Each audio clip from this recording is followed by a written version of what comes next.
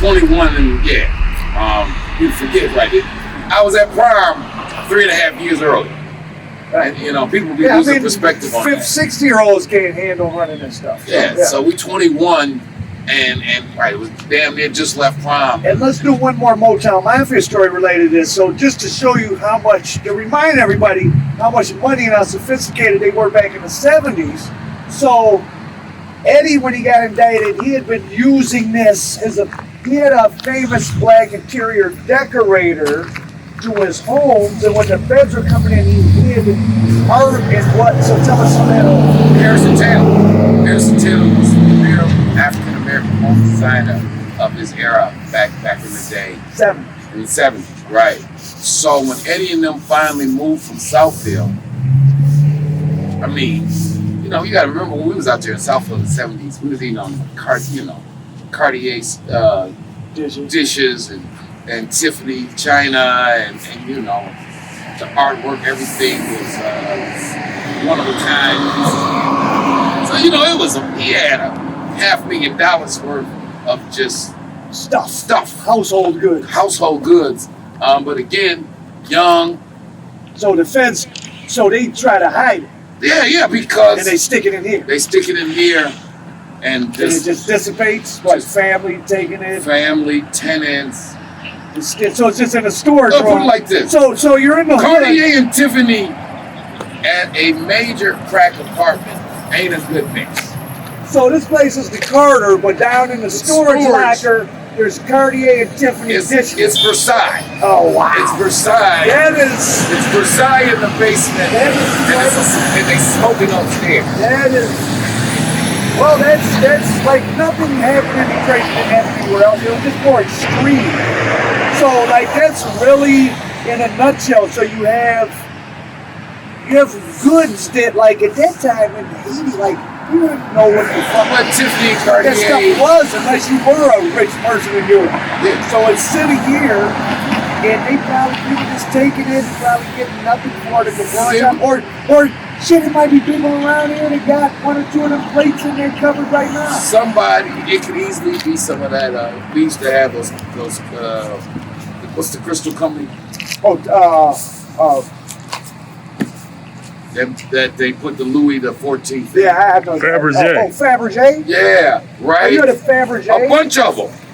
So I broke one as a kid. My mom got very upset. I didn't understand. Fabergé. The shit was back then. A bunch of bands. Wow. Back then.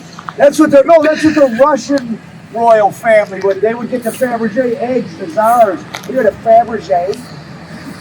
Some of the pictures of it in our house. Oh wow. No, here. So I know, like in our case, if Pop and them spent $190 on the house, they spent another $190 decorating. Eddie spent back then, again, he spent $150 on his house. But in Eddie's case, he probably put way more in the house than he paid for, than he built the house.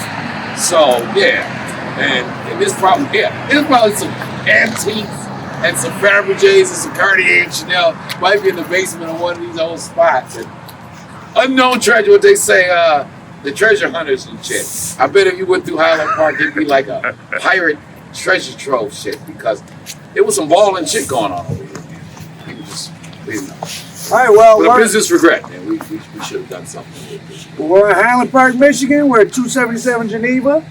My family was in Highland Park for 100 years. 100 years. 1922. We still Detroit residents. That's crazy, the connection with us. Yep. And then, so while you guys were doing your thing, I was a couple blocks away. And look up Highland Park on Wikipedia. I mean, this was first Model T plant was here in the 1920s. So the population right now is about 12 to 14,000. At its peak, it was 52,000. They were renting beds and ships. So if you paid rent, you'd get 8 hours in the bed.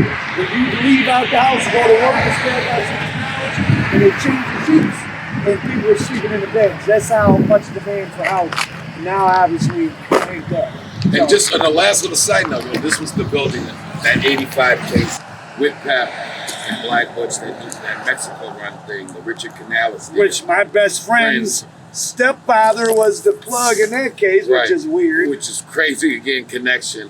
You know, the Fed set up shop in here. Rented out for like 4 units. Oh, it was Doing the surveillance. Oh, wow. Yeah, so lot of underworld history here on Geneva, man. Shout out to HP. We got Rodney, that whole crew, Voodoo, all of them. R.I.P. to John Leroy, that whole crew. Shout out to the Underworld family. Motown Mafia, Courtney Brown, Al Prophet, HP Game, HP game. 100 years. Out. Here on the block. It is only when we truly know and understand that we have a limited time on earth and that we have no way of knowing when our time is up, that we will begin to live each day to the fullest, as if it were the only one we had. It is not the years in your life, but the life in your years that count. Relish love in all of your ages, but age love is like aged wine. It becomes more satisfying, more refreshing, more valuable, more appreciated, and more intoxicating. Your children are not your children. They are the sons and daughters of life, longing for itself. You may have housed their body, but not their souls. For their souls dwell in the house of tomorrow, which you cannot visit, not even in your dreams.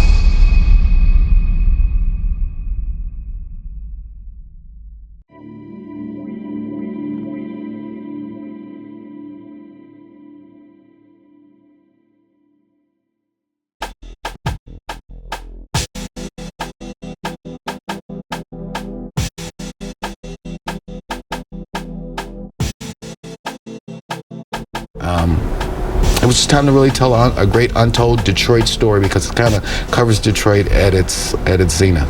Very interesting story. We decided that we were going to make a movie. All right, Rich Rossi with you with Motown Mafia. I'm with Courtney. Louis Stevens, Courtney Brown. Courtney Brown Jr. And Alan Al Prophet Bradley.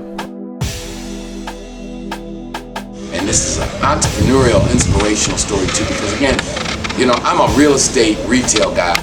You know, that's what my skill set is.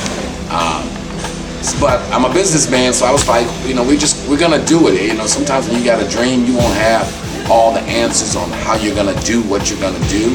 What made this one unique was not so much the crime, but the intertwining with Detroit's history and the Motown era and kind of the economic decline of Detroit. And it's really the story of a family. And from some perspectives, it's has a happy ending, like you said. For others, it didn't have a happy ending. Right.